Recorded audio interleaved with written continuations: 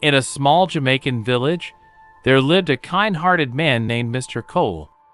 By day, he sold the creamiest ice cream from his vibrant cart, filled with flavors that danced like the Caribbean waves. But Mr. Cole was not just any ice cream vendor. He was a devoted churchman who always made sure to spread joy and kindness through his sweet treats.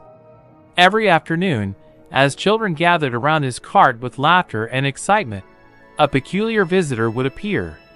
A stray cat with a charming demeanor, named Man Spot Spot, would weave through the garden.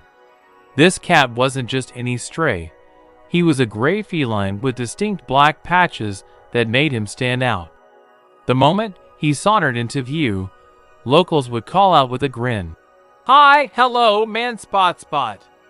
Man Spot Spot, with his playful pounce and curious eyes, quickly became the unofficial mascot of Mr. Cole's ice cream stand. The children would giggle as they tossed him bits of their ice cream cones. Mr. Cole, seeing their shared joy, would often save a scoop just for Man Spot Spot, who would elegantly lap it up, looking every bit like royalty.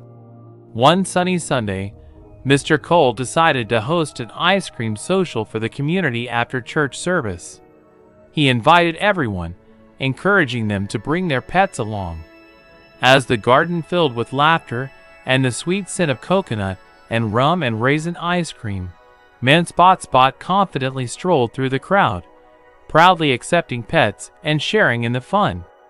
The villagers raised their cones and cheered, "To Mr. Cole and Man Spot Spot."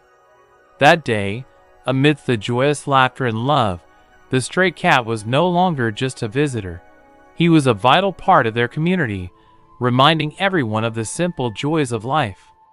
And from that day on, Mr. Cole's garden became a chosen gathering spot for friendships, both human and feline, united in joy, laughter, and, of course, delicious ice cream.